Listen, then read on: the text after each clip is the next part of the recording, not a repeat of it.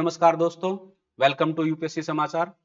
आज हम 21 मई के द हिंदू न्यूज़पेपर के अंदर जो टॉप 5 न्यूज हैं और जो एक एडिटोरियल डिस्कशन है उसको डिस्कस करने वाले हैं।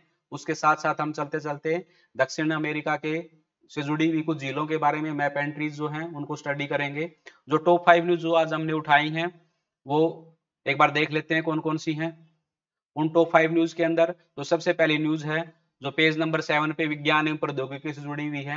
यहाँ इस खबर में हम शुक्र ग्रह पर जो जल की पहले क्या स्थिति थी और आज उस जल की स्थिति के पीछे क्या कारण है, उसके पीछे के हम सारे अंतर संबंधों को समझने की कोशिश करेंगे और पृथ्वी के साथ उसका तुलनात्मक अध्ययन करेंगे। उसके साथ पेज नंबर 8 पे आपदा प्रबंधन से जुड़ी हुई खबर है। हाल ही में ईरान के राष्ट्रपति की हेलीकॉप्टर दुर्घटना में मृत्यु हुई है। उससे पहले कुछ समय पहले इंडिया के जो first chief of defence staff थे जनरल बिपिन रावत, उनकी भी हेलीकॉप्टर दुर्घटना में मृत्यु हुई थी। तो हम एक ओवरऑल ये समझने की कोशिश करेंगे कि आखिर विमान दुर्घटनाओं के पीछे वीवीआईपी जो डिग्निटरीज हैं उनकी विमान दुर्घटनाओं में हेलीकॉप्टर दुर्घटनाओं में जो दुर्घटना होती है तो उसके पीछे आखिर में कारण क्या है और हम उन कारणों को समझते हुए कैसे आगे आने वाले जो ऐसी दुर्घटनाएं हैं उनसे बच सकते हैं। उसके बाद पेज नंबर 10 पे भारतीय अर्थव्यवस्था से जुड़ा हुआ एक आर्टिकल आया है जो भारत और चीन की उपभोक्ता के अंदर जो भारत और चीन के जो उपभोक्ता जो पैसा खर्च करते हैं अपनी कंजम्पशन को लेकर, तो उनके व्यवहार के अंदर क्या अंतर है और उसका जीडीपी पे और वहां की इकोनॉमी के ऊपर क्या प्रभाव पड़ता है उसको समझेंगे। भारत के भूगोल से जुड़ी हुई जो खबर है जीएस पेपर 1 से, वो हम भारतीय मानसून से जुड़ी हुई खबर है उसको स्टडी करेंगे। ये हमने अलग से एक टॉपिक डाला है। और प्रारंभिक परीक्षा के लिए कुछ महत्वपूर्ण तथ्य और संगठन, ये हमारा एक नया इनिशिएटिव जो हमने इसी न्यूज़पेपर डिस्कशन के अंदर शामिल किया है। इसमें हम आईसीएमआर, कावेरी नदी और ancestry national commission of schedule cast and schedule tribe उसके बारे में जानने की कोशिश करेंगे। जो पेज नंबर 8 है द हिंदू न्यूज़पेपर का, उसके अंदर जो एडिटोरियल आया है वो इंडियन पॉलिटी से जुड़ा हुआ है, भारतीय राज्य व्यवस्था के अंदर और खास करके जो सुप्रीम कोर्ट के अंदर जो न्यायिक निर्णय लेने की क्षमता है, जुडिशियल रिव्यू करने की जो क्षमता है उसका हम आकलन करेंगे। खास करके सीए जो कानून लेके आए हैं सरकार हमारी, तो सीए कानून के संदर्भ में इसकी हम व्याख्या करेंगे। और उसके साथ मैप एंट्री में मैंने बताया था दक्षिण अमेरिका की और लैटिन अमेरिका की कुछ झीलों के बारे में हम स्टडी करने वाले हैं। तो आज का सेशन स्टार्ट करते हैं। सेशन स्टार्ट करने से पहले मैं अपने बारे में बता देता हूँ। मेरा नाम सतीश है, मैं डॉक्टर अमित आईएएस अकेडमी में हिंदी माध्यम के विद्यार्थियों को पढ़ाने के लिए एक फैकल्टी के तौर पे अपॉइंट हूँ और मैंने हरियाणा सिविल सर्विसेज में 2 बार इंटरव्यू दिया है और अभी मैं डॉक्टर अमित आईएएस अकेडमी में आप लोगों के लिए एक नए इनिशिएटिव का पार्ट बना हूँ। तो शुरू करते हैं।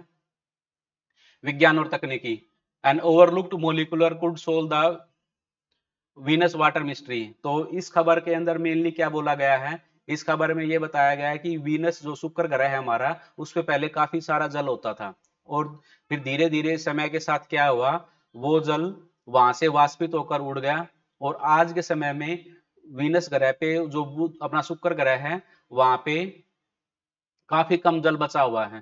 तो उस काफी कम जल बचे होने के पीछे कारण क्या है, तो इन्होंने जो ओवरलुक्ड मॉलिक्यूल से इनका मतलब ये है कि हमारे जो स्टडीज हैं उसके अंदर हमने कुछ ऐसे कारणों को अनदेखा किया है जो कि पानी की महत्ता को, जो पानी के वहां पे होने की, पानी के वहां पे मौजूद होने की स्थिति के बारे में हमें ज्यादा सटीक जानकारी दे सकते थे और वो मॉलिक्यूल इन्होंने हाइड्रोजन के बारे में डिस्कस किया है।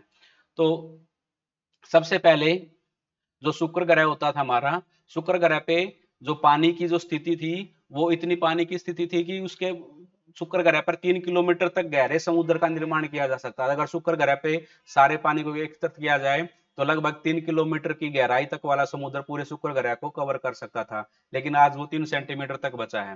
तो उसमें सबसे पहले जो कारण बताया गया कि शुक्र ग्रह पे क्या हुआ, ग्रीन हाउस गैस जो कार्बन डाइऑक्साइड और जो मीथेन और जो बाकी जो ग्रीन हाउस गैसेज जो हैं, उन गैसेज की वजह से वहां के तापमान के अंदर काफी वृद्धि हुई और उस तापमान की वृद्धि के कारण जो भी वहां पे पानी था वो वाष्प की फॉर्म में वहां पे रहा और धीरे धीरे वो फिर क्या रहा, आउटर एटमॉस्फेयर के अंदर जाना स्टार्ट हो गया। जब वो आउटर एटमॉस्फेयर में वो पानी गया तो वहां पे पानी की कमी होनी स्टार्ट हो गई। लेकिन धीरे धीरे क्या हुआ कि जैसे जैसे शुक्र ग्रह का तापमान बढ़ा और शुक्र ग्रह का सूर्य की किरणों का वहां पे प्रभाव पड़ा तो शुक्र ग्रह का जो आउटर जो एटमॉस्फेयर था वो डिप्लीट होना स्टार्ट हुआ तो उसकी वजह से जो हाइड्रोजन गैस थी वो भी उसके एटमॉस्फेयर से चली गई। जब हाइड्रोजन उसके एटमॉस्फेयर से चली गई, हाइड्रोजन एक्चुअल गई कैसे, उसके पीछे भी एक कारण है कि जैसे कि शुक्र ग्रह पे ज्यादा तापमान होने की वजह से पानी वाष्प की फॉर्म में था। तो वाष्प की फॉर्म में जब पानी होता है तो हाइड्रोजन और ऑक्सीजन दोनों के मॉलिक्यूल, दोनों के एटम की फॉर्मेट में उसका टूटना बहुत आसान हो जाता है। तो जब वो दोनों सेपरेट हुए तो हाइड्रोजन वहां से एस्केप आउट होगी, वहां से उसके एटमॉस्फेयर से निकल गई। तो उस वजह से वहां पे पानी की कमी होनी स्टार्ट हुई। तो इसी चीज को यहाँ पे व्याख्यायित किया गया है कि जो पानी की कमी के पीछे एक कारण हाइड्रोजन का उसके एटमॉस्फेयर से गायब हो जाना है, उसके एटमॉस्फेयर से निकल जाना है। तो इसी चीज को लेके चर्चा की गई है इस आर्टिकल के अंदर। तो उसके साथ साथ फिर हम शुक्र ग्रह के बारे में कुछ और जानकारी भी ले लेते हैं। शुक्र ग्रह के बारे में बोला कि हमारा दूसरा ग्रह है और एक ये स्थलीय ग्रह है, और इसका जो द्रव्यमान और आकार है वो पृथ्वी के सबसे निकट है, इसलिए इसको पृथ्वी का ट्विन भी बोला जाता है। और शुक्र ग्रह पे जो वायु थी वो काफी घना वायुमंडल था, लेकिन वहां पे जहरीली गैसें ज्यादा थी। उसके अलावा शुक्र ग्रह के अंदर, शुक्र ग्रह के बारे में एक जानकारी और देख लेते हैं हम। शुक्र ग्रह सौरमंडल के उन दो ग्रह में से, एक बुध ग्रह और शुक्र ग्रह, ऐसे दो ग्रह हैं जिनका अपना कोई सैटेलाइट, अपना कोई उपग्रह नहीं है। जैसे कि पृथ्वी का चंद्रमा है, ऐसा शुक्र ग्रह और बुध ग्रह का ऐसा कोई नहीं है। उसके अलावा शुक्र ग्रह के बारे में जानकारी लेते हैं तो ये पृथ्वी के लगभग उतने ही समय में, जैसे 224 दिनों के आसपास, सूर्य के चारों तरफ एक चक्कर लगा लेता है। और उसकी पानी की कमी के पीछे इन्होंने दो कारण बताए हैं, ग्रीन हाउस गैस के प्रभाव के कारण वाष्पीकरण, जो हमने अभी डिस्कस किया, और सूर्य की निकटता के कारण। और पानी की नुकसान के लिए उत्तरदायी क्रिया, एक तो थर्मल प्रक्रिया, जो ग्रीन हाउस गैस की होने की वजह से थर्मल प्रक्रिया होना, और जो गैर थर्मल प्रक्रिया, गैर थर्मल का मतलब जो गर्मी की ना होने की वजह से। तो उसके अंदर हाल ही में इस चीज पे फोकस किया गया कि जो हाइड्रोजन गैस उसके एनवायरमेंट से जो खत्म हो गई है वो उसके गैर थर्मल प्रक्रिया का कारण है, और हाइड्रोजन पर ही इन्होंने फोकस करते हुए इस आर्टिकल में बोला है। तो इस जानकारी से हम क्या करेंगे, परी के पॉइंट ऑफ व्यू से हाइड्रोजन की महत्ता और शुक्र ग्रह के बारे में हमने थोड़ी जानकारी ली है, जो हमारे लिए प्री के एग्जाम के लिए इंपॉर्टेंट हो जाती है। उसके बाद अगली खबर हम देखें तो आपदा प्रबंधन से जुड़ी हुई है। ईरान के राष्ट्रपति इब्राहिम रईसी और वहां के जो वित्त मंत्री थे, उनका जो हेलीकॉप्टर वो क्रैश हुआ है अभी, तो उससे संबंधित ये आर्टिकल आया हुआ है।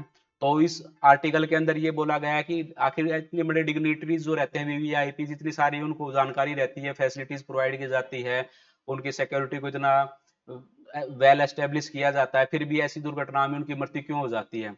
तो उसके पीछे इन्होंने सबसे पहले कुछ कारण बताए हैं। तो उसके पीछे कारणों में उन्होंने सबसे पहला बताया कि जो पायलट रहता है हमारा, टेक्निकल रीजन के अलावा, कि जो पायलट इंफॉर्मेशन या जानकारी देता है, कोई भी वीवीआईपी उस हेलीकॉप्टर में ट्रेवल करने वाला उस डिग्नेटरी को बताता है कि सर हमारा मौसम खराब है, हमें ये उड़ान भरनी चाहिए या नहीं भरनी चाहिए, तो उस वक्त उस पायलट की जो जानकारी है, पायलट द्वारा बताई गई जानकारी को कई बार वीवीआईपी के द्वारा अनदेखा किया जाता है, और उस अनदेखा किए जाने की वजह से ऐसी दुर्घटनाएं ज्यादा होती हैं। जनरल बिपिन रावत के केस में भी ऐसा ही हुआ था कि उनको ये सलाह दी गई थी कि आप सड़क मार्ग से जाइए, लेकिन उन्होंने हवाई मार्ग को चुनने अच्छा समझा, और उसी वजह से वहां दुर्घटना में खराब मौसम की वजह से उनकी मृत्यु हो गई। ऐसे ही ये जो कल की जो घटना हुई है, इसके अंदर भी यही चीज निकल के आई है कि जो पायलट थे उन्होंने ये बोला था कि भी खराब मौसम है, लेकिन उन्होंने उस वक्त भी उड़ान भरने का निश्चय लिया, और खराब मौसम की वजह से उनकी दुर्घटना में मृत्यु हो गई। उसके अलावा इंटरनेशनल लेवल पे ये कयास भी लगाए जा रहे हैं कि शायद इजराइल और अमेरिका का इस दुर्घटना के अंदर हाथ है, लेकिन हम उन चीजों पे ना जाते हुए हम इस चीज को जानने की कोशिश करेंगे कि अगर इन सब दुर्घटनाओं के पीछे जो कारण है, उन कारणों को समझते हुए हम कैसे ऐसी दुर्घटनाओं से बच सकते हैं। तो उनके समाधान के लिए सबसे पहले हमें कुछ नियामक बनाने पड़ेंगे, और उसमें पायलट स्वायत्तता की आवश्यकता जो है उसको सबसे पहले हमें प्रमुखता देनी पड़ेगी। उसके अलावा जो नेविगेशन के लिए जीपीएस और डेटा जो रहता है, डिफरेंट डिफरेंट टेक्नोलॉजीज का जो यूज किया जाता है, जैसे कि इंडिया के अंदर जो टेक्नोलॉजी यूज की जाती है और जो वर्ल्ड वाइड लेवल पे जीपीएस का यूज किया जाता है, दोनों टेक्नोलॉजीज के बीच में कई बार डेटा मिसमैच रहता है। तो खराब मौसम की वजह से वो डेटा मिसमैच ज्यादा हो जाता है, इन्फॉर्मेशन एक दूसरे के साथ सिंक्रोनाइज ही नहीं हो पाती है, तो उस वजह से भी ये दुर्घटनाएं होती हैं।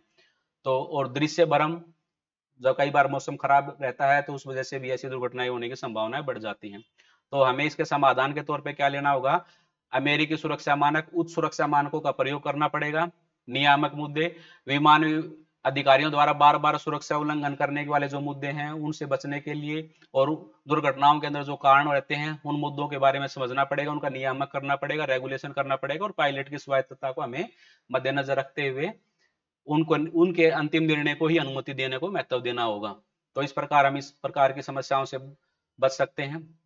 उसके अलावा प्री के पॉइंट ऑफ व्यू से आपको ये डेटम डेटम जो शब्द यूज किया है, डेटम क्या रहता है? डेटम एक टेक्निक होती है डेटा को कलेक्ट करने की। तो इसमें क्या रहता है कि रेडार सिस्टम, जैसे इंडियन रेडार जो हम यूज करते हैं अपना, जो अपना देश में निर्मित रेडार सिस्टम है, तो वहां से जो डेटा आता है और फिर जीपीएस से जो डेटा है, हम दोनों डेटा को क्लब करके एक फाइनल कंक्लूजन पे पहुंचते हैं। तो इस प्रकार से जो इन दोनों के बीच में अगर मिसमैच रहता है किसी वजह से, तो कई बार इंफॉर्मेशन डिले होता है और उस वजह से दुर्घटना होने की संभावना बढ़ जाती है। तो आपको ये पता होना चाहिए कि जो प्लेन रहता है वो रेडार से ऐसे इंफॉर्मेशन लेते हैं, और डेटम क्या रहता है? रेडार से जुड़ा हुआ ही डेटा कलेक्ट करने का एक सिस्टम है। तो अब अगली खबर पे बढ़ते हैं हम। अगली खबर हमारी पेज नंबर 10 पे भारतीय अर्थव्यवस्था से जुड़ी हुई। इसमें क्या खबर में बताया गया था? इंडिया चाइना के अंदर कंजम्पशन जो कंपैरिजन है उसके बारे में बताया गया है। तो इंडिया के बारे में जो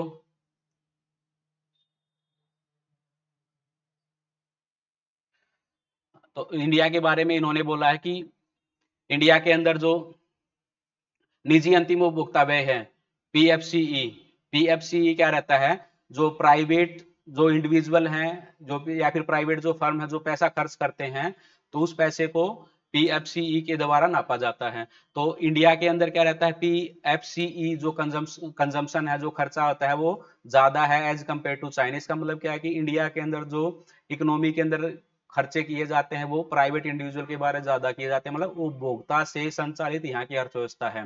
वहीं चाइना के अंदर सरकार ज्यादा पैसे खर्च करती है निजी उपभोक्ता की अपेक्षा। तो इस चीज का एनालिसिस हम ये देख सकते हैं कि इंडिया के अंदर, विदेशों के अंदर जहां पे मंदियां रहती हैं, तो इंडिया की जो इकोनॉमी है वहां पे जो ग्रोथ है उसकी, वो उपभोक्ता के खर्च पर निर्भर करती है। तो कंजम्पशन लेड जो हमारी इकोनॉमी है, तो उससे क्या रहता है इंडिया के अंदर इकोनॉमी के अंदर बाकी देशों की वजह से जो मंदियां आती हैं ना, वो इंडिया के ऊपर प्रभाव कम डाल पाती हैं। तो इस खबर के अंदर इसी चीज पे ज्यादा हाईलाइट किया गया। तो पीएफसीई के बारे में प्रीलिम में कभी पूछा जाता है पीएफसीई क्या है, तो ये चीज आप यहाँ से इसको अच्छे से याद रख लेना। और उसके अलावा इसका एनालिसिस क्या रहेगा? जिस जिस देश के अंदर पीएफसीई ज्यादा इन्वेस्टमेंट की जाती है, तो वो देश क्या रहते हैं? उन देशों की अर्थव्यवस्था, विदेशों अर्थव्यवस्थाओं के अंदर जो चेंजेस रहते हैं वहां पे मंदी या तेजी जो आती है उसका प्रभाव उन अर्थव्यवस्थाओं पे कम पड़ता है। जो कोविड के टाइम पे इंडिया के अंदर हमें देखने को मिला था कि इंडिया के अंदर बाकी अर्थव्यवस्थाओं की अपेक्षा कम प्रभाव हमें देखने को मिला था। उसके अलावा भारत चीन के व्यापारिक समझौतों को भी हम इसके साथ डिस्कस कर सकते हैं। भारत चीन के द्विपक्षीय व्यापार के अंदर हमें सबसे महत्वपूर्ण बात ये याद रखनी है कि इंडिया और चाइना के जो बीच में व्यापार रहता है उसके अंदर जो व्यापार घाटा सबसे बड़ा एक मुद्दा है, और जो कि 100 बिलियन डॉलर के आसपास पहुंच चुका है 2022 में। 100 बिलियन डॉलर आपको इसको याद रखना है। और उसके अलावा इंडिया चाइना के बीच में ट्रेड वार चलता रहता है। हमारा ज्यादातर व्यापार वस्तुओं के अंदर होता है, सेवाओं के अंदर चाइना हमारे को वहां पे परमिशन नहीं देता है व्यापार करने की। और आयात के अंदर हम प्रमुखतः इलेक्ट्रॉनिक उपकरण, मशीनरी, कार्बन, रसायन, लोहा, इस्पात आदि चाइना से आयात करते हैं। निर्यात में हम कपास, रत्न, तांबा, अयस्क, कार्बनिक रसायन आदि वहां से व्यापार करते हैं, उनको निर्यात करते हैं। और अभी हाल ही में हमारा चीनी ऐपों को, कुछ चीनी ऐपों को हमने प्रतिबंधित किया था, और कुछ बहिष्कार वगैरह भी किया गया था चाइना के मटेरियल का। तो ये सब हमारे व्यापारिक एक दूसरे के साथ संघर्ष चलते रहते हैं। तो फार्मा सेक्टर चाइना के साथ हमारा जो व्यापार के अंदर जो टसल चली थी अभी, तो उस ट्रेड वार के अंदर हमारा फार्मा सेक्टर भी काफी प्रभावित हुआ था, क्योंकि फार्मा सेक्टर के लिए जो कच्चा माल रहता है, एक्टिव फार्मास्यूटिकल इंग्रेडिएंट एपीआई, वो हम चाइना से ही काफी मंगवाते हैं। और अभी चाइना और चाइना और अपना उनके पड़ोसी के बीच में जो टसल चल रही थी, जो चिप मैन्युफैक्चरिंग के लिए चाइना ताइवान के बीच जो इश्यू चल रहा था, उसकी वजह से चिप मैन्युफैक्चरिंग जो इंडस्ट्री थी उस पर भी काफी प्रभाव पड़ा था, और भारत के अंदर चिप की कमी देखने को मिली थी हमें। उसके बाद अगली खबर पे चलते हैं जो कि प्री के पॉइंट ऑफ व्यू से है। भारतीय भूगोल के अंदर भारतीय मानसून का भारतीय मानसून को प्रभावित करने वाले कारक। तो भारतीय मानसून को प्रभावित करने वाले कारकों को हमें एल नीनो और ला नीना के बारे में देखना है। एल नीनो भारतीय मानसून को क्या करता है, कमजोर करता है। ला नीना भारतीय मानसून को बढ़ाता है। और सकारात्मक इंडियन डाइपोल जो रहता है, सकारात्मक हिंद महासागर द्विध्रुव आईओडी, ये इसको पॉजिटिव वे में प्रभावित करता है। और ये दो डायग्राम है। नॉर्मल ईयर में क्या रहता है, यहाँ पे जो पेरू वाले रीजन है, यहाँ पे ठंडा करंट, ठंडा जलीय करंट यहाँ पे बहता है, समुद्रीय current.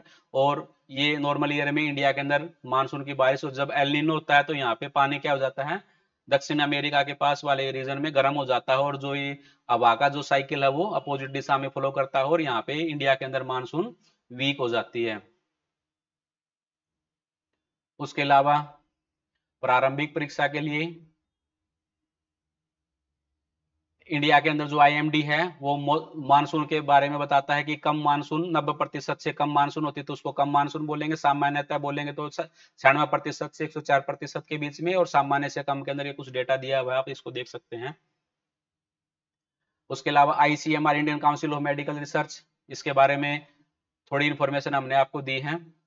Indian council of medical research कुछ जो इंडिया के अंदर जर्नल ऑफ मेडिकल रिसर्च इसको पब्लिश करता है, जिसके अंदर जो मेडिकल रिसर्च से संबंधित विशेष जो अनुसंधान की भी जो पेपर्स हैं उनको पब्लिश किया जाता है, और केंद्रीय स्वास्थ्य मंत्री इसकी अध्यक्षता करते हैं। उसके बाद हम कावेरी नदी के बारे में पढ़ते हैं। कावेरी नदी के बारे में प्रीलिम के पॉइंट ऑफ व्यू से इसका सोर्स ऑफ ओरिजिन निकलती कहां से है, ये कर्नाटक के पश्चिमी घाट में ब्रह्मगिरी पहाड़ियों के ताल कावेरी से निकलती है। और कावेरी जो नदी है अपनी, इसको दक्षिण गंगा भी बोलते हैं, और दक्षिणी गंगा इसका मतलब ये एक पवित्र नदियों में शामिल की जाती है। अगर इसकी सहायक नदियों के बारे में बात करें तो हरंगी, हेमावती, काबिनी, सिमसा, अर्कावती, सुवर्णवती, हेनु, भवानी, लोकपावनी, नेयाल, अमरावती, ये इसकी सहायक नदियां हैं। और इसका जो सबसे बड़ा जो रीजन है जिसके अंदर ये फ्लो करती है वो तमिलनाडु रीजन है। तो ये हमारा कावेरी नदी के बारे में था। उसके बाद राष्ट्रीय अनुसूचित जाति आयोग, इसके बारे में हमें बेसिक पढ़ लेते हैं कि सबसे पहले जब हमारा संविधान बना था उस टाइम के दौरान अनुच्छेद 338 के अंदर एक ऐसे विशेष अधिकारी की नियुक्ति का प्रावधान किया गया था, जो कि जो शेड्यूल कास्ट और शेड्यूल ट्राइब के बारे में, उनके रिजर्वेशन या फिर उनके प्रोत्साहन के लिए जानकारी रखेगा और अनुशंसाएं प्रस्तुत करेगा। उसके बाद 65वें संविधान संशोधन में उसको एक व्यक्ति से कुछ बहुसदस्यीय राष्ट्रीय आयोग के बारे में बनाया गया। उसके बाद 89वां संविधान संशोधन 2003 के अंदर क्या किया, अनुच्छेद 338 के अंदर संशोधन करके दो अलग अलग निकाय बना दिए गए, national commission of schedule caste और national commission of for schedule tribes. जो national commission of schedule caste था वही ओबीसी से जुड़े हुए मुद्दों को भी देखता था। उसके बाद फिर एक और संविधान संशोधन के तहत 2018 में नेशनल कमीशन ऑफ ओबीसी 102वें संविधान संशोधन के तहत national commission for backward classes उसको अलग से स्वायत्त कर दिया गया, और अनुसूचित जाति के जो कमीशन था उसके अधिकार सिर्फ अनुसूचित जाति तक ही सीमित कर दिए गए थे। उसके अलावा नेशनल कमीशन, तीनों के तीनों कमीशन राष्ट्रपति को प्रतिवर्ष क्या करते हैं, समय समय पर अपनी रिपोर्ट पेश करते हैं, जो कि वो बाद में पार्लियामेंट के अंदर उसको टेबल करते हैं। तो ये national commission of schedule cast, उसके बारे में देखा, उसकी हिस्ट्री देखी हमने कैसे कैसे उसके अंदर डेवलपमेंट हुई। उसके बाद अगली खबर हमारी है संपादकीय विश्लेषण। इसके अंदर सुप्रीम कोर्ट नागरिक संशोधन अधिनियम को लेकर सुप्रीम कोर्ट के समक्ष कुछ चुनौतियों के बारे में चर्चा की गई है। इसके अंदर जो अगर प्रमुख बात करें, इस आर्टिकल का जो सार है, इस एडिटोरियल का जो सार है, उसमें यह बोला गया है कि जो सुप्रीम कोर्ट है, भारत का जो सर्वोच्च न्यायालय है, उसको पार्लियामेंट द्वारा बनाए गए जो भी कानून रहते हैं उनको निरीक्षण करना चाहिए, और उसके बाद उनको एनालाइज करके कोई डिसीजन देना चाहिए कि वो कानून वैध है या नहीं है, उनको भारत के अंदर लागू करना सही है या नहीं है। यहाँ पे जो राइटर है उन्होंने ये बोला है कि जो सीए कानून है उसके अंदर काफी विकृतियां हैं, वो धर्म के आधार पर डिस्क्रिमिनेशन करता है। लेकिन अगर देखा जाए सीए कानून के प्रावधानों को हम पढ़ें तो सीए कानून मुख्यतः भारत के जो 3 पड़ोसी देश हैं, पाकिस्तान, अफगानिस्तान और बांग्लादेश, वहां से धर्म के आधार पे जो प्रतिष्ठित लोग हैं उन लोगों को इंडिया के अंदर नागरिकता देने का काम करता है, और वो लोग वहां उन देशों के अंदर माइनॉरिटीज हैं, क्योंकि ये तीनों राज्य, तीनों देश ऐसे हैं जिन्होंने क्या किया है, अपने देश को सेकुलर ना मानते हुए मुस्लिम राष्ट्र घोषित किया है, तो वहां पे जो अन्य धर्म के जो लोग हैं वो माइनॉरिटी में हैं। तो वहां पे जितने भी अन्य धर्म के लोग जो माइनॉरिटी में हैं, जो कि हिंदू, सिख, ईसाई, पारसी, क्रिश्चियन, जैन हैं, उनको भारत के अंदर नागरिकता देने का प्रावधान किया गया है। इसके अंदर हिंदू, सिख, पारसी, बौद्ध, जैन और ईसाई। मुस्लिमों को यहाँ पे इन्होंने बोला कि वहां पे वो लोग माइनॉरिटी में नहीं, इंडिया में माइनॉरिटी में हो सकते हैं लेकिन वहां पे वो अपने देश में माइनॉरिटी में नहीं है। और इसके लिए इन्होंने क्या किया है, नागरिकता संशोधन अधिनियम 1955 में संशोधन किया है और 5 साल में फास्ट ट्रैक भारतीय नागरिकता प्रदान की जाएगी। इस प्रोसेस को फास्ट ट्रैक किया गया नागरिकता वाले को, और कट ऑफ डेट इन्होंने 31 दिसंबर 2014 रखी है। और संविधान की 6ठी अनुसूची के अंतर्गत आने वाले क्षेत्रों पर ये कानून लागू नहीं होगा। ये फैक्ट हमें याद रखना पड़ेगा पॉइंट ऑफ व्यू से। तो 6ठी अनुसूची के अंतर्गत जो क्षेत्र आ रहे हैं, असम, मेघालय, त्रिपुरा और मिजोरम, उसके अलावा इनर लाइन ऑफ परमिट के अंदर भी जो क्षेत्र है वहां पे भी ये लागू नहीं होगा, जिसमें अरुणाचल प्रदेश, नागालैंड और मिजोरम शामिल होते हैं। तो ये सी कानून के लागू कहाँ पे होगा, कहाँ पे नहीं होगा, उसके प्रावधान है, ये हमें पता होना चाहिए। इसके साथ इस एडिटोरियल के अंदर कुछ मेंस के पॉइंट ऑफ व्यू से टर्मिनोलॉजीज दी हुई हैं, तो उन सबको हमें याद रखना है। और निष्कर्ष के तौर पे हमें भारत के सर्वोच्च न्यायालय को समकालीन विधायी मुद्दों को संबोधित करने में महत्वपूर्ण चुनौतियों का समाधान करना पड़ता है। तो इस तरीके से हम अपने आंसर, जो मेंस का जो आंसर लिखेंगे उसका निष्कर्ष लिख सकते हैं। तो इस प्रकार से हमारा ये एडिटोरियल डिस्कशन खत्म हुआ। उसके बाद हम मानसिक स्तर के ऊपर जो हमारी दक्षिण अमेरिका की महत्वपूर्ण झीलों के बारे में पढ़ेंगे। इनमें से 4 मेन झीलें हैं, lake Maracaibo. Lake Maracaibo Venezuela के उत्तर में प्रमुख तेल उत्पादक क्षेत्र है। ये लेक मराकाइबो है। अगर हम साउथ अमेरिका का मैप देखें तो साउथ अमेरिका के मैप में ये लेक मराकाइबो है। तो लेक मराकाइबो में क्या है, वेनेजुएला का 66% तेल वहां से पैदा होता है, और ओरोनिको रिवर इसके नीचे से बहती है। ओरोनिको रिवर इसके अंदर डायरेक्टली फ्लो नहीं करती है। तो ये लेक मराकाइबो है। लेक मराकाइबो के नीचे फिर यहाँ पे लेक टिटिकाका है, जो पेरू और बोलिविया के बॉर्डर पे है। तो लेक टिटिकाका की प्रॉपर्टी, इसकी विशेषता ये है कि ये दुनिया की सबसे हाईएस्ट लेवल पे नेविगेबल लेक है और फ्रेश वाटर लेक है। उसके बाद एक लेक हमारी जो लेक टिटिकाका के नीचे है वो लेक पोपो झील है, ये बोलिविया के अंदर है। उसके अलावा गोलापागोस द्वीप समूह, गोलापागोस द्वीप समूह हमें पता होना चाहिए, जो कि साउथ अमेरिका के पश्चिमी क्षेत्र के अंदर यहाँ पे है। तो ये 3-4 लोकेशन हमें पता होने चाहिए साउथ अमेरिका के बारे में। तो इसके साथ ही आज का हमारा सेशन, यूपीएससी समाचार सेशन खत्म होता है। आपका अगर कोई कमेंट है, कोई क्वेरी है, तो आप कमेंट बॉक्स में कमेंट कर सकते हैं। और आज हमारे साथ जुड़ने के लिए आप सबका बहुत बहुत धन्यवाद। Thank you.